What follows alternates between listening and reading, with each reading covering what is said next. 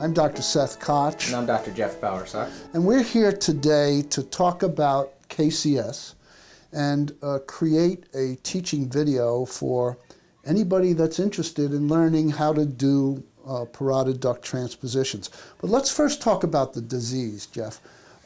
This disease has been around a long, long time. It was described originally in people, of course, and then in the early 70s, late 60s, Andy Lavagnette described the surgical procedure. But I'd like to first, before we get into that, just talk a little bit about the disease. Dry eye syndrome is a major, major problem in the canine and in the feline, though much less so in the cat than in the dog. The etiology is extremely variable. We see cases from sulfa toxicity, we see cases from distemper, we see cases from trauma, we see cases in certain breeds congenitally. My experience has been Congenital and neurogenic. Yeah, my experience has been the Yorkie. Yes. And the Cavalier and Chinese crested. Corgis as well. I see quite a few corgis in this area. Okay. And recently, etogesic has been described as causing it as well. We had an anecdotal experience with it, but now it's out in the literature as well. Right.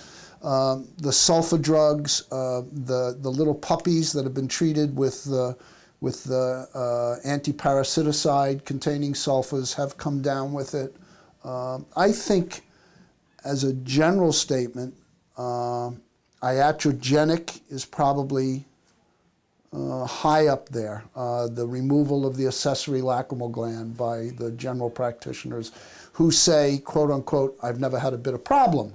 And then it shows up at our office 2 and 3 and 4 years later with dry eyes. And also the breeds like Cocker Spaniels that get dry eye that have had their third eyelid glands removed, those dogs do not respond to medical therapy as well as dogs that have had their glands replaced. Also, we've seen it with thyroid disease. So the etiologies are variable, but the bottom line is we've got to make a dry eye wet. And how do we go about that?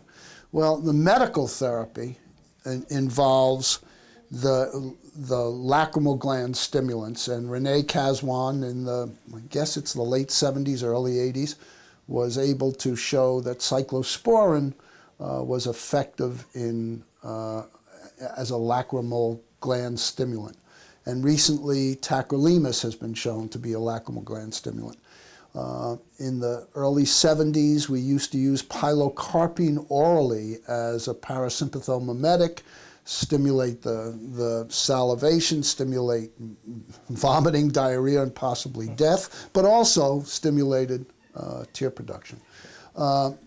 In the mid-90s, North Carolina came out with a study that showed that oral interferon also helped with the clinical symptoms, not necessarily increase the tear values, but decrease some of the clinical symptoms as well. And anecdotally, people have used antibiotics orally, but all that does is get rid of the junk that's in the eye. It doesn't resolve the primary problem. Sure. So now, medically, how we treat it with tacrolimus, cyclosporin, artificial tears, oral pilocarpine, some people still do.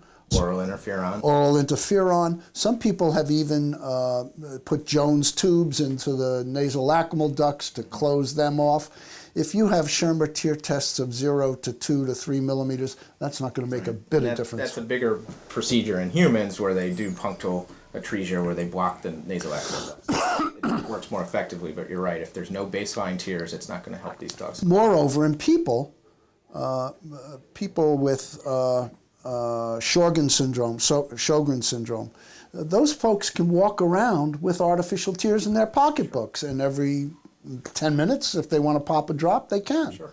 Artificial tears physically probably don't last more than 10 minutes. So it's a real quandary. In my experience, and I don't know about yours, I'd say 65% of the patients that we see that have Schirmers of 5, 6, 7 respond to medical therapy. The other 35% don't respond. It's been stated that you want to give it 90 days of medical therapy. In my experience, if it hasn't improved in 30, it's not going to. So I'm more attuned to resolving the problem. And the other thing is cost-benefit ratios. Right. If you're spending X number of dollars on medication that work, 12 hours at the max, and you have a 2-year-old dog that's going to be around until age 12 or 14 or 15, that's a lot of money over those years. Yeah. Some dogs do respond where you can get them down to once a day or once every other day therapy, but usually when they're very low initially, that's not going to be the case. Yeah. Well, that's interesting. Have you had zeros that have responded? I've had a couple of small breed dogs that I usually wait 6 weeks before I start talking about other options as well. But I've had a couple of dogs that the owners were just not willing to put them through surgery and have had some improvement over time. But the dogs that are in zero, I usually cannot get back to a normal Schirmer clinical range, meaning that they're not up to 15 to 25 as they should be millimeters of wetting over a minute. But they can be clinically improved to where they are manageable. As you'll see from today's patient, this dog's been on pretty much everything we've talked about, and it's still very uncomfortable, but really blepharospastic, just at rest.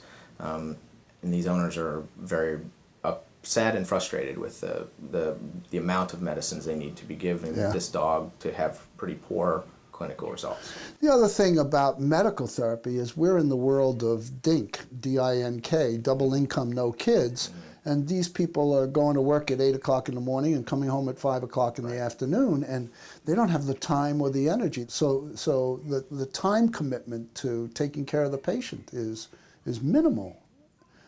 And if you throw in the kitty cat with dry eye, treating the cat becomes a major issue. Sure. Because they're so difficult to get a hold of, and they run and so forth. And They're hiding under the bed. Right. So then the alternative is surgical correction. And the surgery was first reported by the Chinese in the 20s. And then the Russians picked up on it. And then it was done in America, and all of this is in human patients.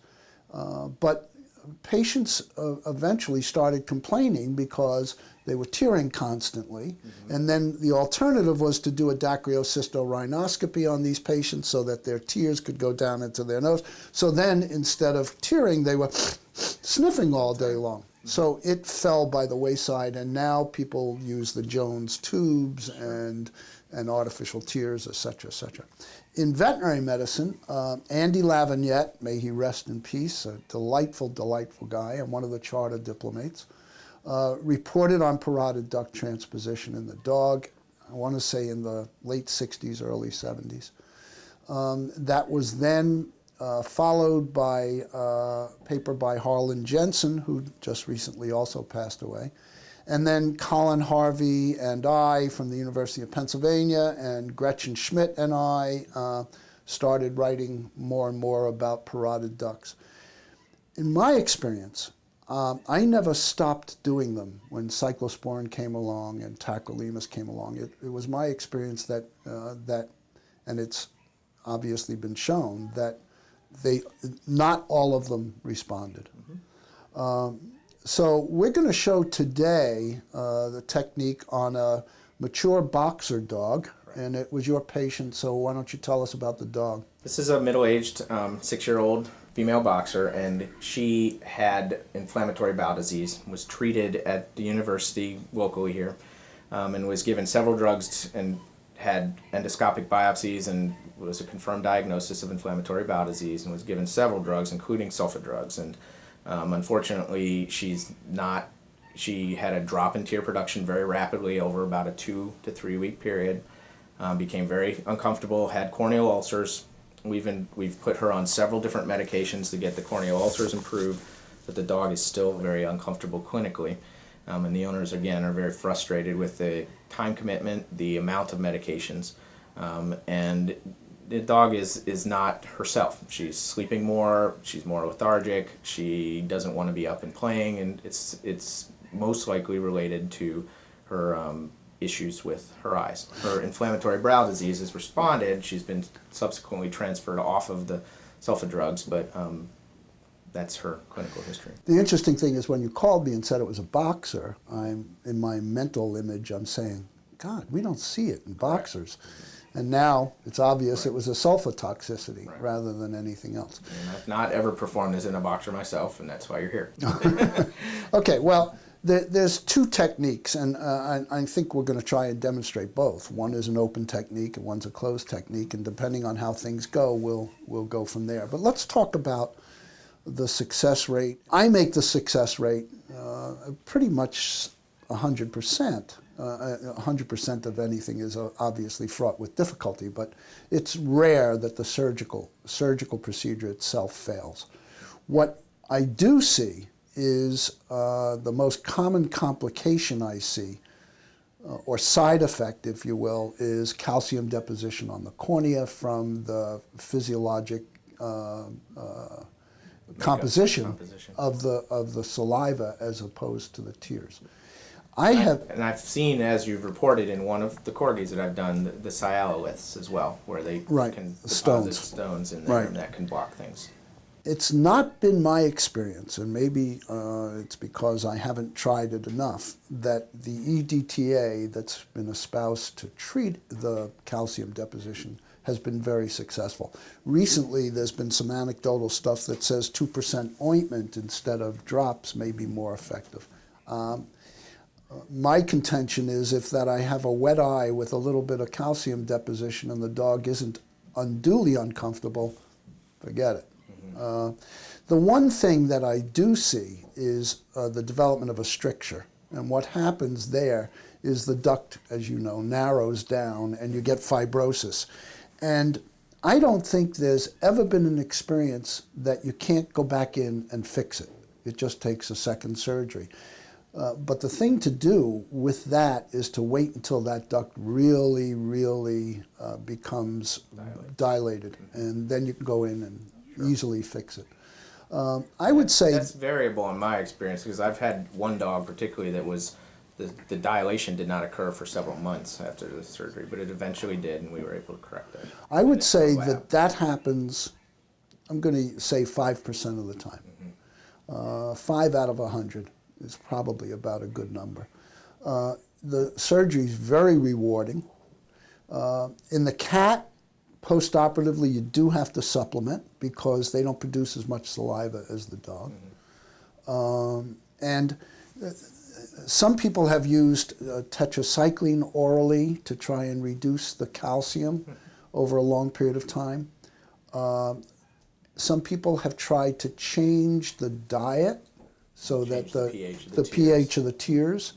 And on occasion, I've used some of the antispasmodics like Lomodal to slow down the salivary production.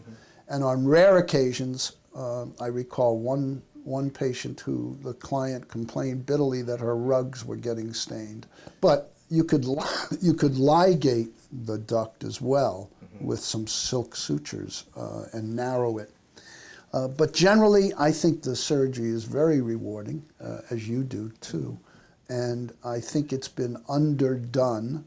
There are some people that feel that it's never necessary. I disagree with that totally.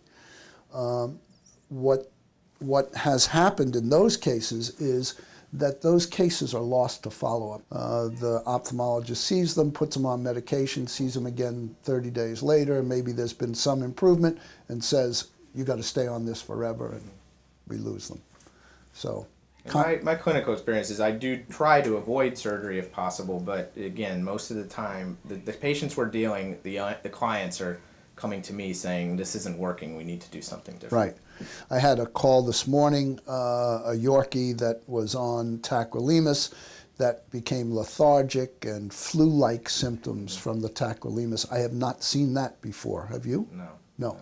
And so I'm talking to that woman about I have seen surgery. Topical irritation, though, where the skin gets ulcerated from the cyclosporin, or even in some cases tacrolimus, not as commonly. I've had periodic episodes of vomiting potentially, but there was nothing really that confirmed that it was the medications with that. But no, I have not seen a lot of systemic effects from any of these products. Except pilocarpine. Except pilocarpine, yes. Right. And I do use, Dr. Scagliotti is the one who I learned from about the pilocarping, and I do use the maximum dosage therapy where we start out at 1 drop a couple times a day and then up it to 2 to 3 to 4 and get them right to the point when they're getting sick and then try to back them down. And I've had success maybe 10-15% of the time with that. But you do have to talk to the owners about some of the side effects, and many times they're not comfortable with the side effects as well. I had one dachshund die. I've not had that, fortunately. And that was the last time I ever used oral pilocarping. Yeah. So do we want to add anything that before we go into surgery? I don't think so. I think the rest of this we can go over when we're in the surgery room with the patient. Good, let's go to surgery. Great. Hi, Shelby. Oh boy, Shelby, you're in tough shape, aren't you, huh? She says they hurt. Yeah. What's your mouth look like, Shelby? I did do Pink? an atropine test on her. She does Good. Pink. This is Shelby, our patient. Shelby is, again, a 6-year-old boxer that's had inflammatory bowel disease. As you can see, she's got some of the clinical symptoms of dry eye here. One of them is blepharospasm. She's very uncomfortable. She can't hold her eyes open. Some of the other clinical symptoms here are conjunctival hyperemia and mucus discharge. And then also she's just on this eye particularly, you can see there's just a dull appearance to her cornea overall. There's lots of mucus coming out of her eyes though, and it's very apparent that the medical therapy to this point hasn't been really effective for her. And her Schirmers? Her Schirmers are still in the range of 2 to 3 in both eyes. Sure. Okay, we're going to put her on her side.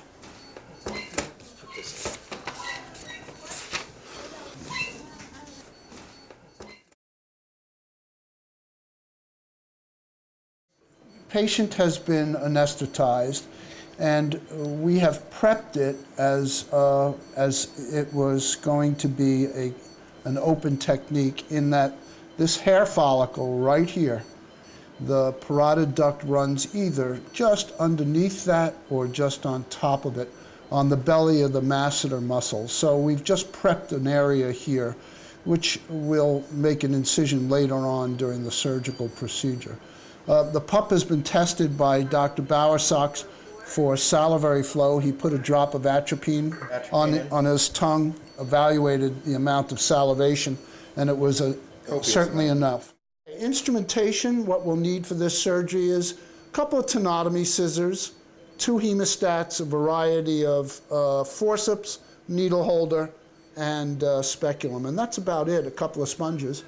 And we're going to use 6-0 Vicryl to mark the duct, which I'll talk about when we do it, and to suture the duct into the eye. Now, lots of people will burn or create a bulb at the end of the cannula. I don't. I just cut it, angle it, and depending on the size of the dog, I either use 2-0 nylon, 3-0 nylon, or 4-0 nylon, or PDS, or anything that has some body to it to cannulate the duct. Now, what we're going to do next is Jeff is going to pull back the lip, and we're going to identify the parotid. Right there. There it is. Okay, this is the parotid right here. And also there's a zygomatic, which is on top of the carnasial tooth. The zygomatic ends about 1 inch down, so you don't want to cannulate that. This is what we're going to be cannulating. Some people find it very difficult to cannulate the duct, and I think the secret here is not to make holes with your forceps, but to go in and just get it cannulated. So what I'm going to do is I'm going to take a forceps. Jeff is holding the lip, and I'm going to pull the duct just a little bit towards me. So now I've pulled the duct a little bit towards me, and now I pull it just towards me a little, and we're in the duct first try. And we're going to feed it all the way, as far as it's going to go, because that's what we're going to be using to mark And if it doesn't everything. feed, that generally means you're in a zygomatic. Or you hit a blind spot on the duct, and what you've got to do is get beyond that blind spot by pulling the duct towards you, like towards the nose, so that you get that blind spot out of the way. Okay, now what we're going to do is we're going to put in a suture on either side of the duct so that we can hopefully avoid turning it 180 degrees.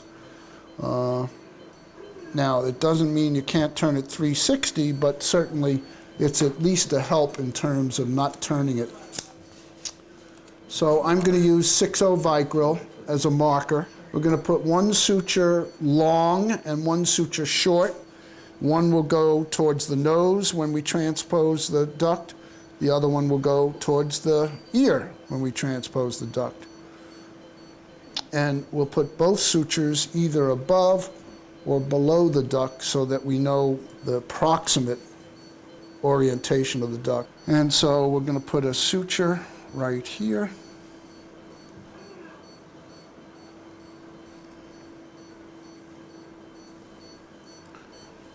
And Natalie, I will need a blade, any size, doesn't matter. 15 blade. 15.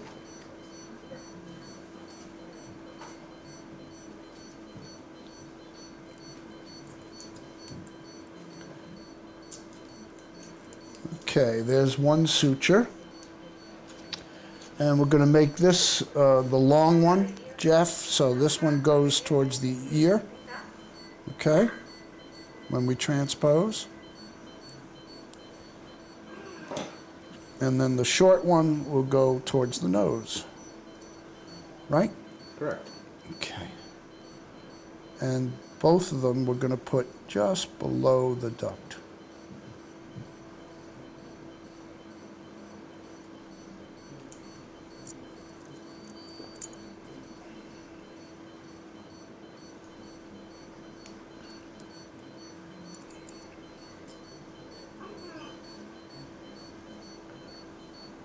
More water.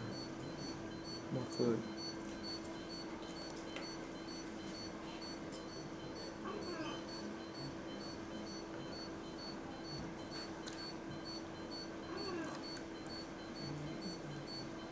Okay, and this is going to be the short suture. So the short one goes to the nose, and between Jeff and I will probably Long ear, Try- short nose. try to remember it. With my Alzheimer's, I can't remember anything.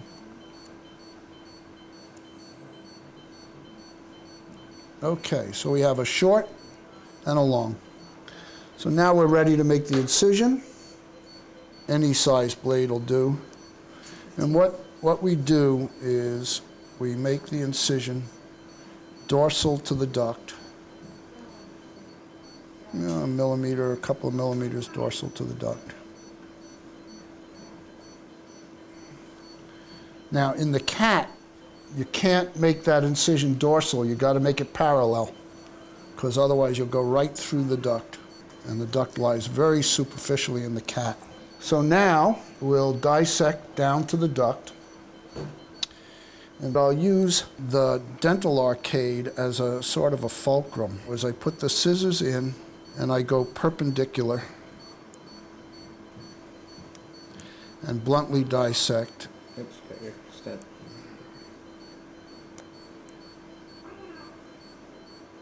And essentially, I'm leaning up on the dental arcade. What we're going to be looking for is the duct.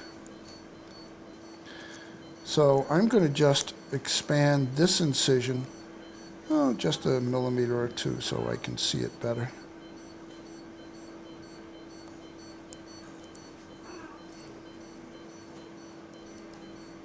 And I'm holding the edge of the incision with my forceps.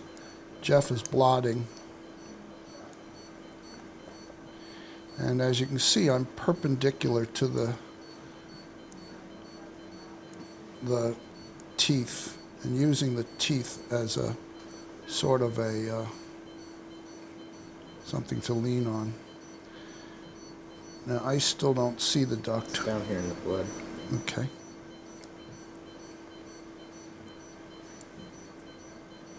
I feel it. Yeah, it's down at the tip of where your scissors are touching because I can see it. There it is. Okay, there it is.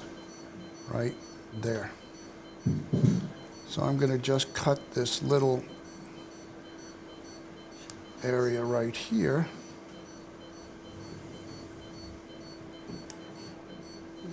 So we can visualize the duct a little bit better.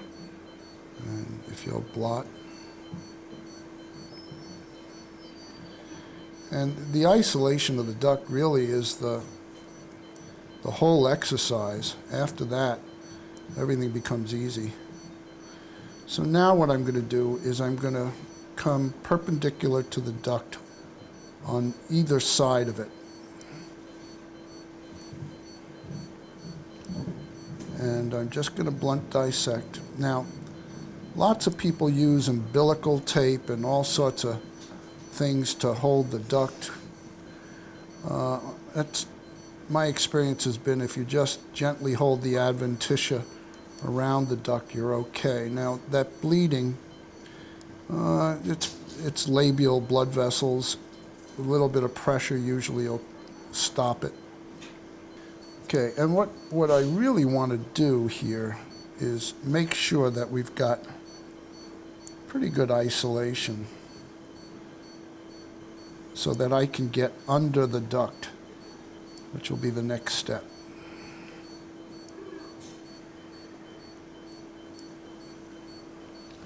So, tenotomy scissors.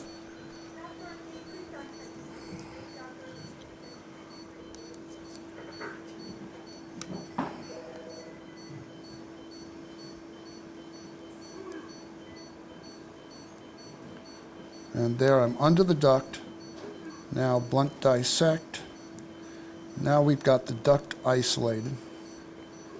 Now what I do is slip the forceps underneath without grabbing the duct. And now I'll take one blade of the scissors and put it under the duct.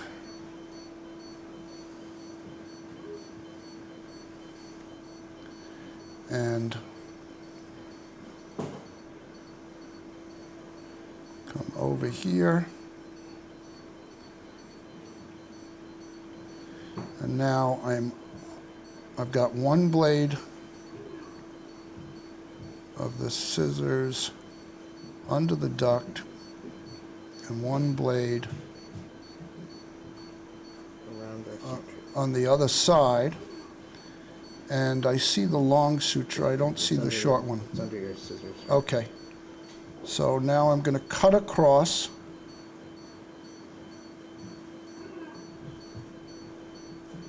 Now we've isolated the duct. And I left the short suture. There's the short suture still in the face, so I screwed up there. So we have the long one and this straight cut over, so we should be okay. So now what Jeff is going to do is he's going to move with me as I dissect this duct. And all we're going to do is separate the duct from the adventitia. And I'm just putting a little bit of gentle traction on the duct as I dissect the adventitia away from it. And you can see the cannula or the catheter or whatever way you want to call it.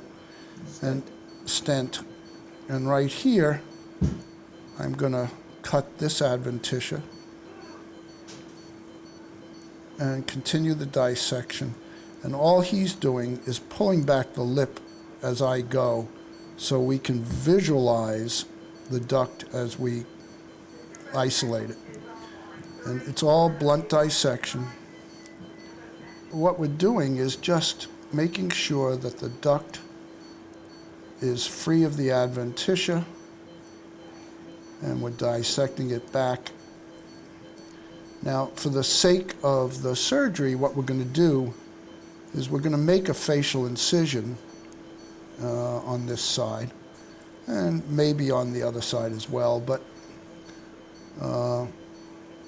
with a dog like this, you may find it difficult to find the duct making a facial incision because of the fat, but we'll give it a try.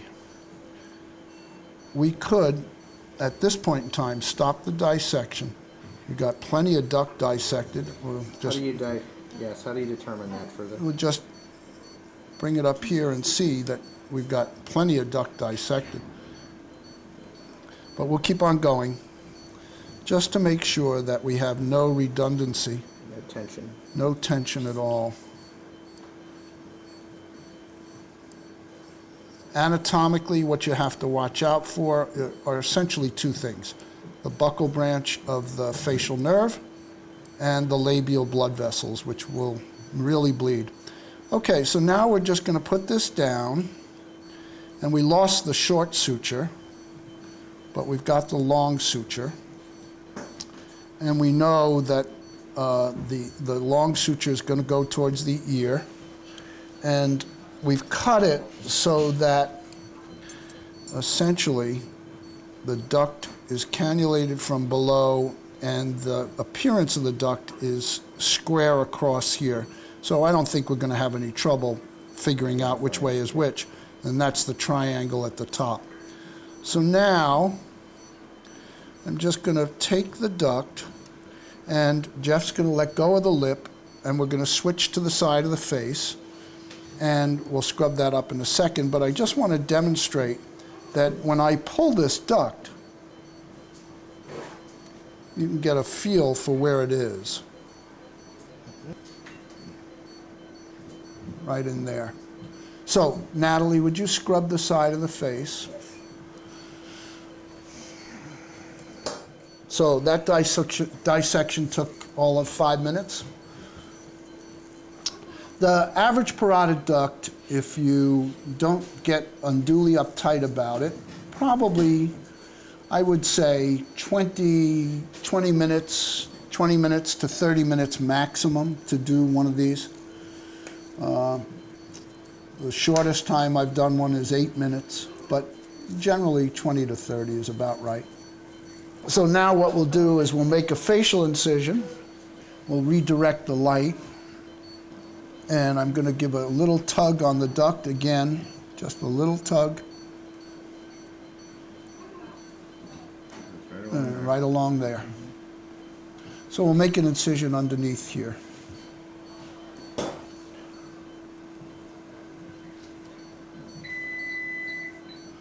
And it doesn't have to be a long incision. Lots of people make big, huge incisions, and there's really no need to, because all you're doing with the incision is trying to visualize the duct on the belly of the masseter muscle. So we'll just go in and we'll separate this fascia out. Okay, so now we've made a facial incision, about what, an inch? And now we're just going to blunt dissect, open that up a little. And if we're lucky, we'll spot the duct on the belly of the masseter muscle. And as I said, this pup has got some fat, so we may not luck out. And you can always do it closed instead of open. But it's nice to do open, knowing It's down. I can see it now through this angle. there's the buccal branch of the facial right there. I can feel it. There it is. There's the duct right there. I'm pointing to the duct, and you can see the stent in the duct. And what we'll try and do is just grab a little bit of the adventitia around it and see if we can dissect it. What is it, speculum?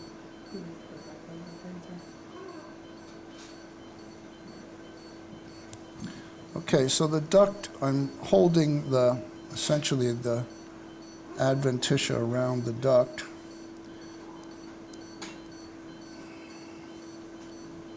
And now if it doesn't slip out from underneath the scissors, as I hope it doesn't,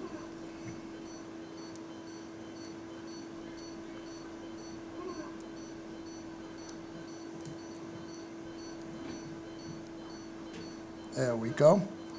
And you can see that we've got the duct now. And so now what we'll do is we'll just grab a little bit and we'll dissect. Again, without trying to cause any problems with the duct itself, again, you can put umbilical tape around it if you so desire. I've never done that. Have you, Jeff? No.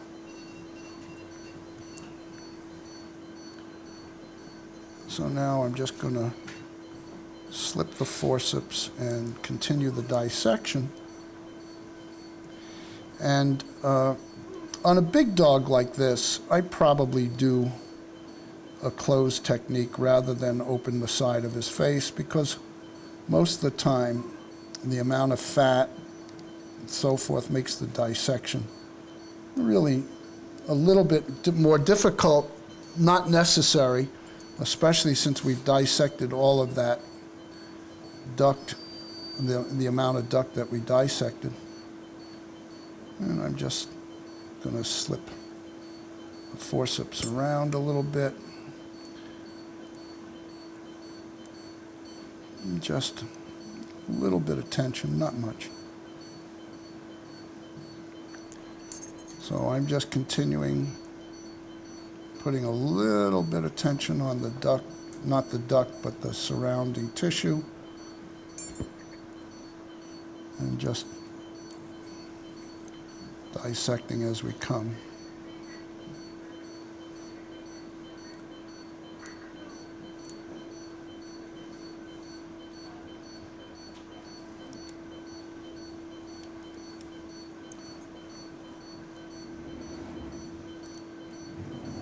There we go.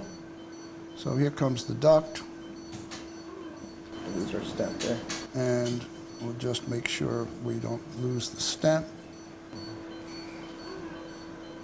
Some of the stent has come back a bit, but that's why we have extra stent. And we'll just feed it back in. If there's any complication with parotid ducts, I've had them. Okay, so now here's the duct, here's the long suture. The triangle is on the top there. So we're going to be bringing the duct up to the eye from here. Okay? Okay. And as you see, we've got plenty of duct. So now what we're going to do is we're going to drill the hole. And Jeff is going to rinse it off a little bit. The optimal placement is in the inferior conjunctival cul-de-sac. That's the optimal placement. And if you're okay, you get it, and if you're not okay, you don't get it. A colleague and a dear friend, Peter Bedford, in England, always brought the duct up to here. And I don't know if it makes any difference. His point was that it then bathes the cornea from above. But what we do now is we take the hemostat, and underneath the skin, we burrow up to the eye. And I'm just pushing a little bit on the hemostat, and Jeff's going to feel the hemostat, and then he's going to make his incision over it while I push. And I'm putting pressure on the hemostat while he's cutting, and it's starting to come up. Extend it here a little bit. Yeah. So now we just made a hole in the conjunctival cul-de-sac, and gentle pressure and blunt dissection again, and making sure that you've got good movement of that hemostat through the tunnel that you've created. And now what we're going to do is we're going to take the other hemostat, And we're going to bring it back into the facial incision. There we go. So now I'm in the facial incision again. And again, just a little bit of blunt dissection, just so we have a good tunnel. And now what we're going to do is we're going to take the duct and bring it up to the eye. So there's the long suture. We've lost the short suture.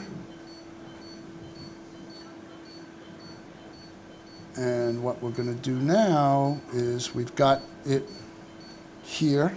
There's the cut that we made there. There's the triangle to the papilla there. So now we're just going to bring it up to the eye. So with all the video and with all the preparation, etc., that whole dissection didn't take more than 20 minutes. So now I'm going to ask Jeff to hold that hemostat. We're going to put another hemostat on the other side. Okay, now he's got both hemostats. And now I'm going to start the suturing. And what I'm going to do is suture the duct to the hole in the conjunctiva that we've created. Now that we've got the location and the alignment, I'm going to just take out that stay suture, that marker suture, if you will. And now we're going to start suturing the duct into the conjunctiva.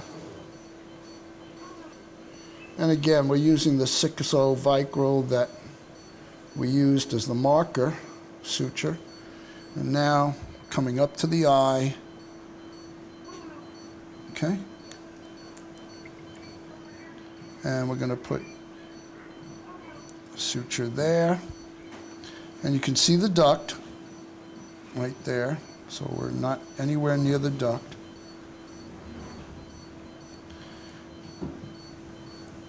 And now we're going to pull back and we're going to find the hole right there that we've created.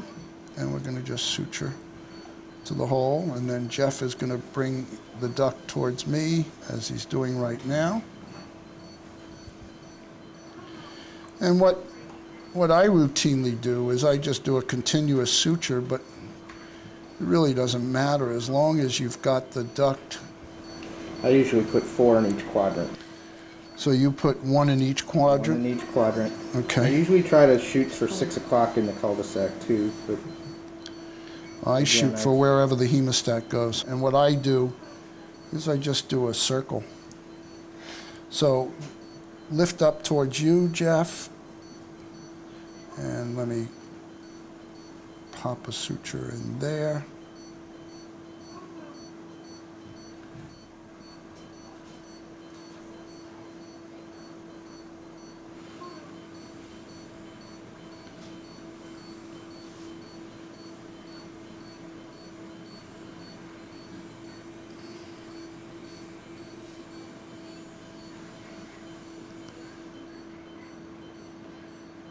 Okay, so now that we've got the duct anchored with at least 2 sutures, Jeff, you can pull that hemostat on that side off. Keep the other one on.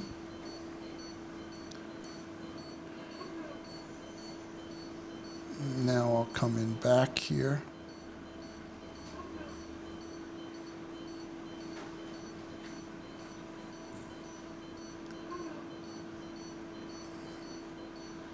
And obviously you want to keep the stent in the duct until the very end. tail from before. That's the tail, right? Okay, we'll cut that. And we'll cut this.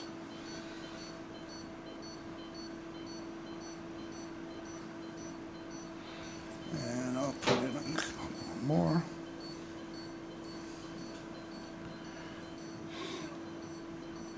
So, conj, papilla.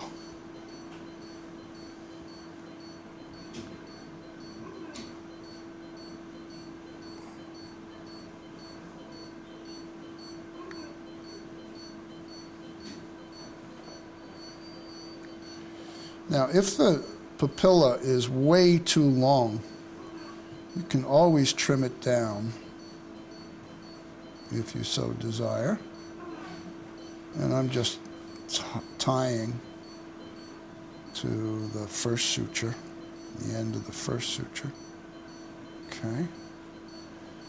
So now we've gone around in a big circle around the duct, 360 degrees, and we've got it all sutured in place, and now we're going to put in the last suture. And as Jeff said, you can put in 4, you can put in 6, you can put in as many as you want, and if you think that the papilla is too long, you can cut the papilla.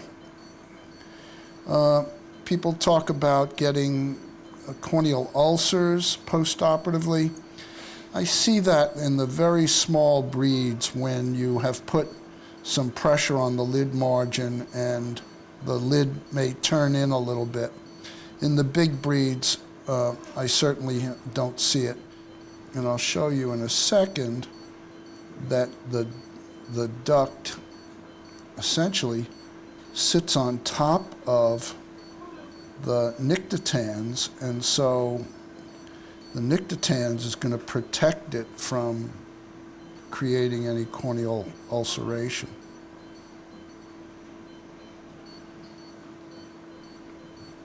Okay, so now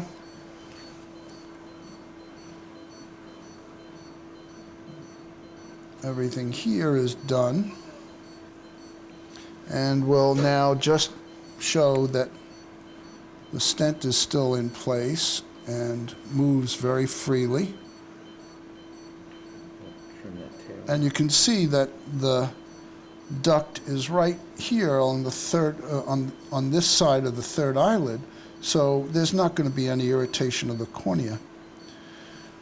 Okay, now we're going to turn our attention to the side of the face. We'll just put in a couple of sub-Qs back at the side of the face.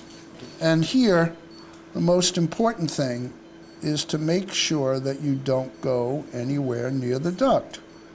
And that's the other reason why we have the stent still in the duct, so that we don't include the duct in the subcuticular suture.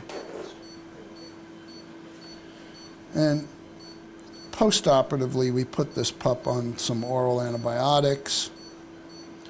I use some oral steroids. Jeff, I don't know if you do.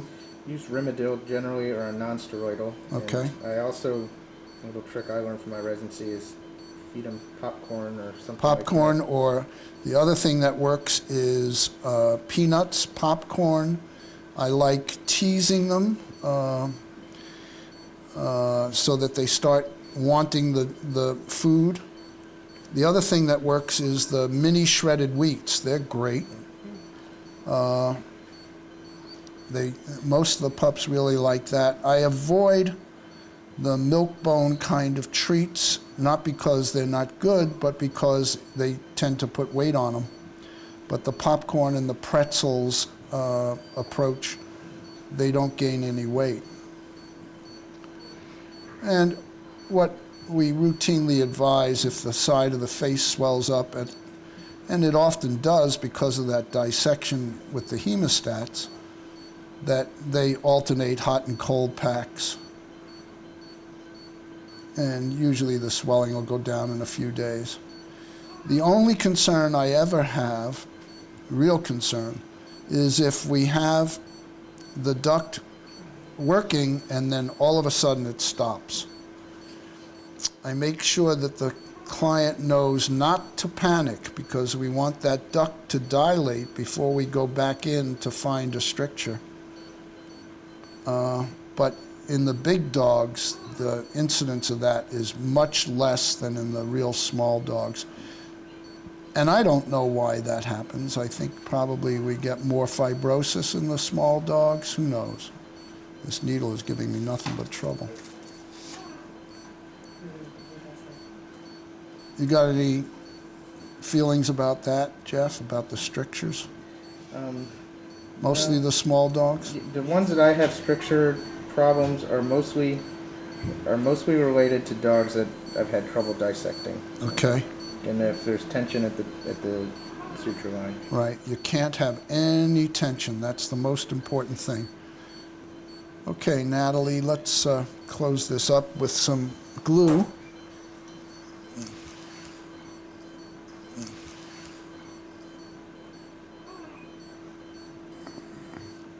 Go ahead, Jeff. Good. Okay, now I leave the incision in the mouth, I leave it open. Used to close it up. I found that there was more swelling closing it up than leaving it open. And now the last thing I do is we pull the stent.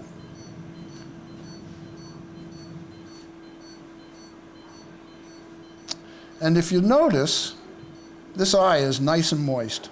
We didn't add anything to the cornea, did you? You didn't put any lubricant in? Nope. Okay. So we're ready to start the other eye.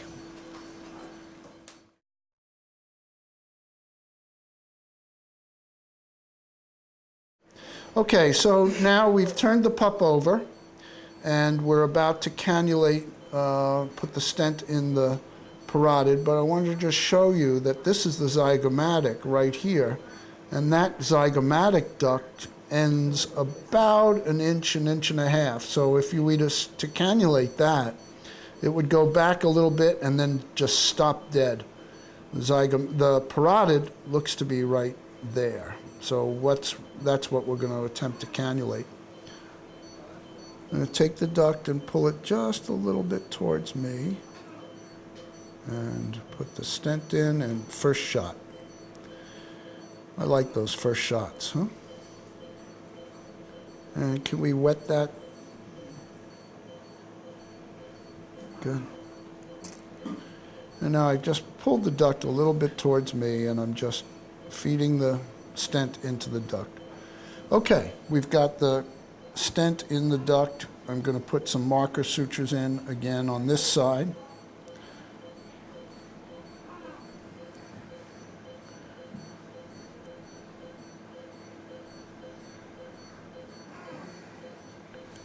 And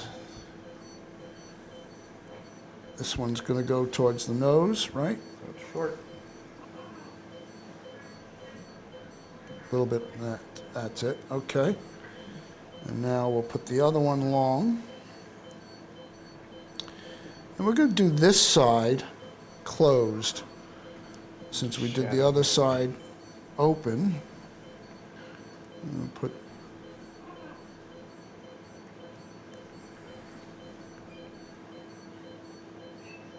okay, we're putting another stay suture in here, marker. And this one we're going to make long. I'm sorry. Yep, towards the ear long. Okay.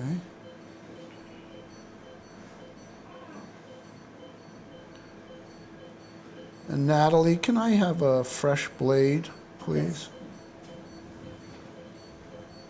Yes. And this one we're going to make long.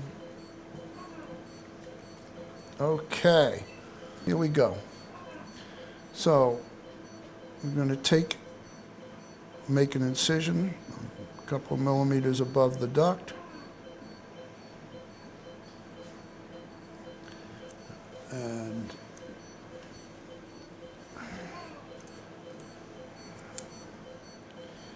we're going to start the dissection, again, using the arcade as a sort of a fulcrum, if you will.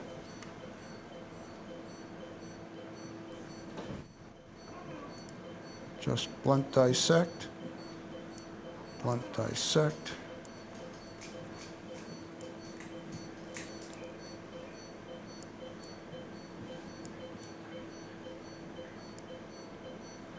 And in the dog, the duct is much deeper than in the cat. That's why you want to make, if you're doing a cat, you want to make a parallel incision to the duct rather than over it.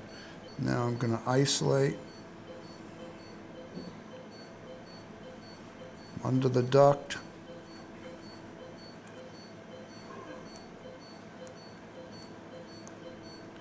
And got the duct isolated. I'm going to slip the forceps underneath. I'm going to slip one tine of the scissors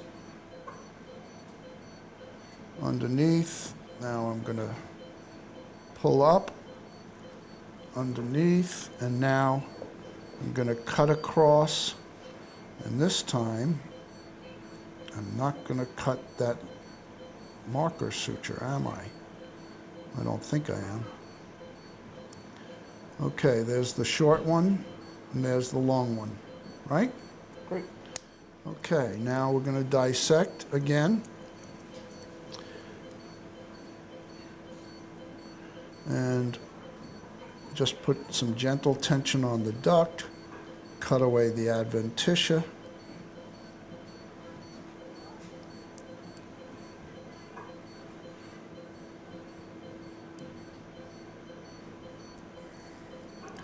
And you can see the stent in the duct.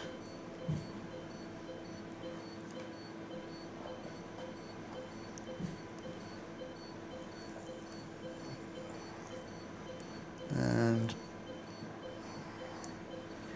still a blunt dissection. You can see the stent.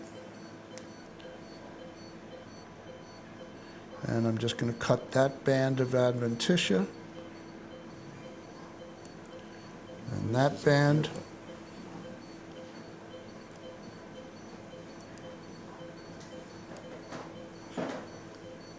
That little band. And see, this is more like the 8 to 10 minute parotid duct.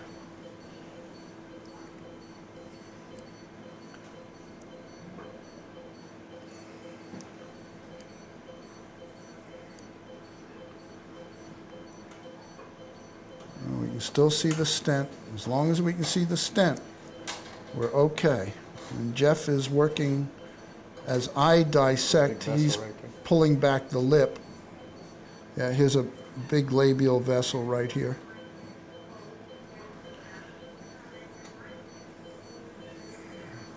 And the worst that happens if you cut it is you got to deal with it and put a hemostat on it and ligate it if necessary.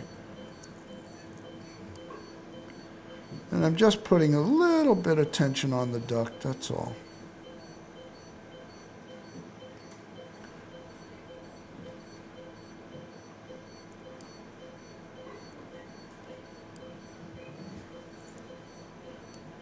Okay, now, interestingly enough, I've turned the duct as we were dissecting it. So there's the other reason why it's appropriate to have those sutures in place so that you can tell, because I did turn it. And this is the apposition we'll be wanting, right? Mm-hmm. Here's the long, and the short is Well, you missed that. right. No. I lost it. It's right. I think I cut it. There it is. There's the short right there. Great. Okay. I did cut it. See? It's all right. We know the long. Yep. So now we'll just make sure that the dissection's long enough. And I'm sure it is.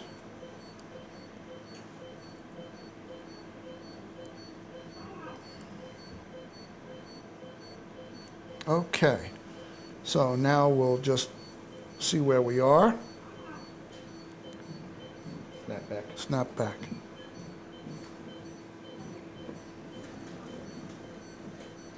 Okay, so there's plenty of room. Okay, so now we're going to do it closed. So we're not going to make an incision in the face.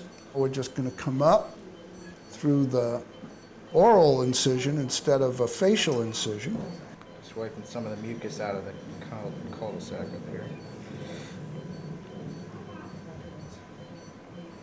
And we're just going to tunnel up.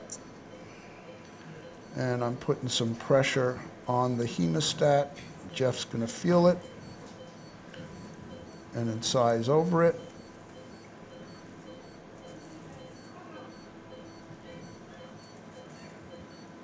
And I'm just pushing while he cuts.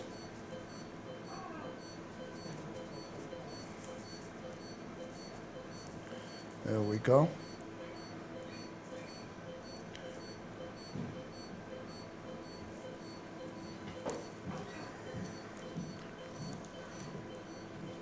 Just a smidgen.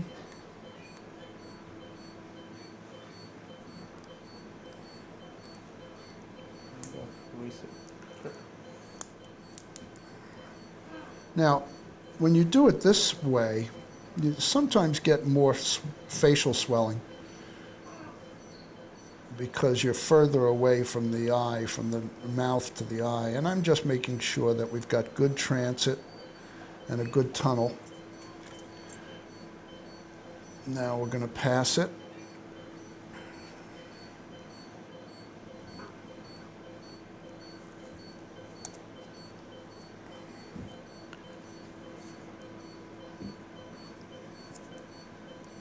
Okay, and I'm going to do the same thing. I'm just going to make sure we've got a reasonably good tunnel.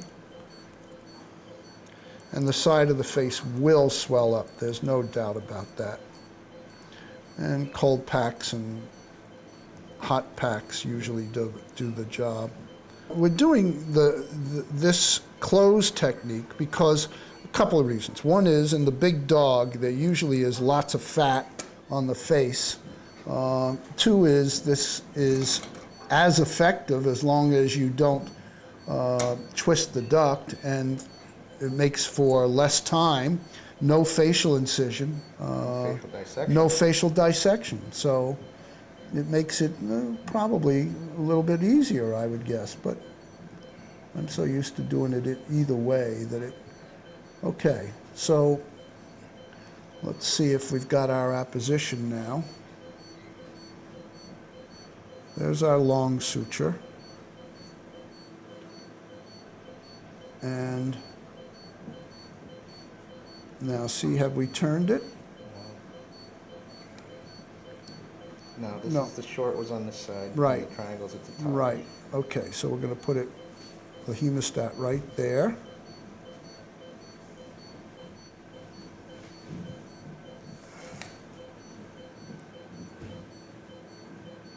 You or me? You got it? You want me to do it? Yeah, whatever. There we go. Go. Now Jeff is pulling it up. And we can readjust the light.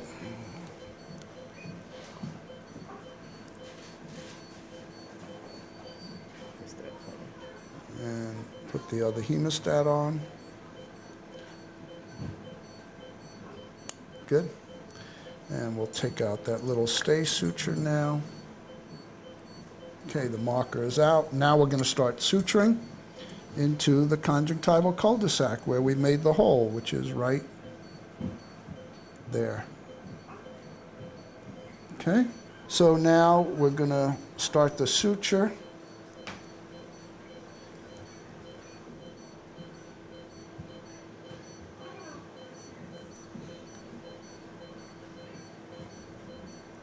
And we'll find the hole right there.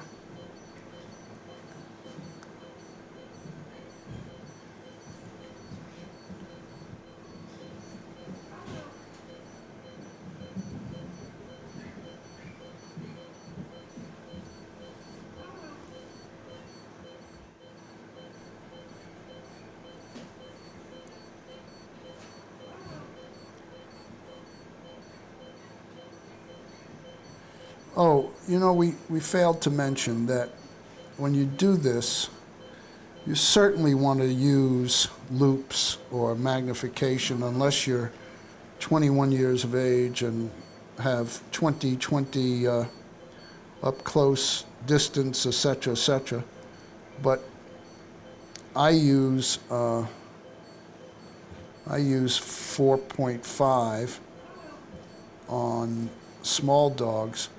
On the big dog, I can get away with 2.5s, but certainly no less than that for me. And Jeff, what are you wearing? 7X. 7X.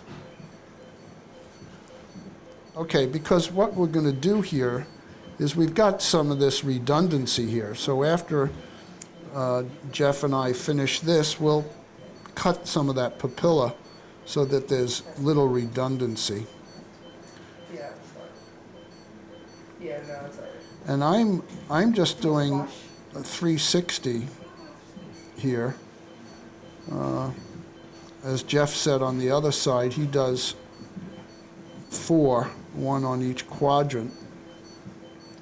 But I think the 360 works easily. We've still got one hemostat attached over here. We're going to take that off in a second.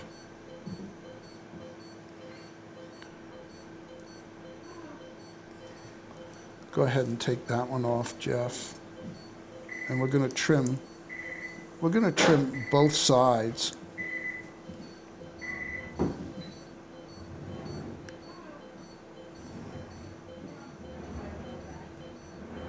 Okay, so now we've gone 360, and I'm just going to tie to my first suture.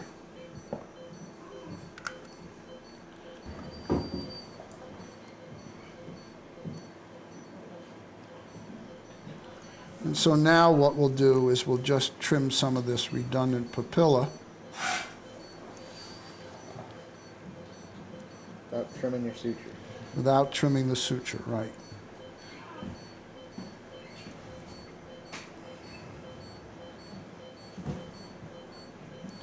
Okay, now we're all done.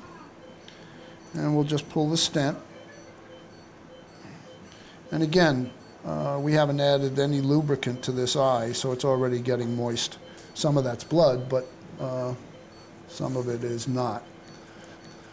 And as far as orally is concerned, again, we leave the incision in the mouth open. It'll heal up in a few days.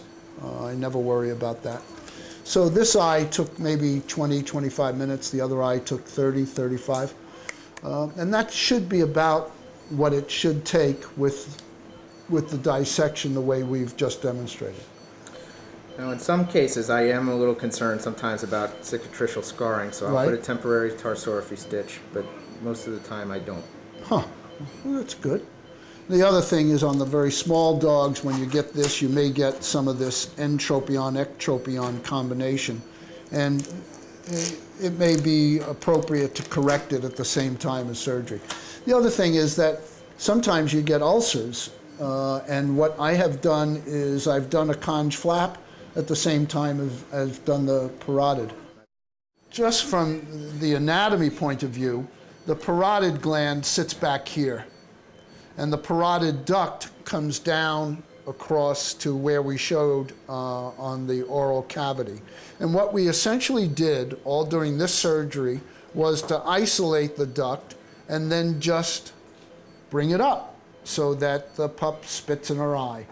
And hopefully this will create a nice moist eye anytime you tease the dog, anytime you feed the dog. What we instruct the client, I do, Jeff, I assume you do, first thing in the morning, clean, and then immediately feed. And tease as much as you can, because if you bait the dog, they'll usually want to start salivating. Popcorn, pretzels. That's one of the benefits of this surgery. Instead of having to capture the dog and clean everything out and put more lubricants in, the owners can generally just hold up a treat. So it's almost like having a remote control for the saliva. Which brings up a very funny thing. I did a parotid duct about 30 years ago, 25, 30 years ago, and both clients worked. And what they did was they trained the dog Pavlovian. So they'd give the dog a treat and ring the telephone. Give the dog a treat and ring the telephone. And when they went back to work, all they did was ring the telephone and the dog would start tearing. You're gonna do okay, kiddo. If we let her wake up, literally, you can see it's starting to make tears already, but if we let her wake up, you'll be seeing that her eyes are moist, 20 minutes after she's recovered from anesthesia. Now, the other thing is that initially what happens is that the duct will flow very, very copiously. And then you may reach a steady state where it slows down, depending on the breed, depending on the size of the duct, depending on how much saliva the animal produces. And that steady state generally generally doesn't need supplementation. Sometimes it does. I did a Cavalier a couple of months ago, and that dog needs supplementation. He gets moist, but he doesn't tear like mad. He doesn't have a stricture, but he does need supplementation. Cats routinely will need supplementation. So we'll see how this pup does.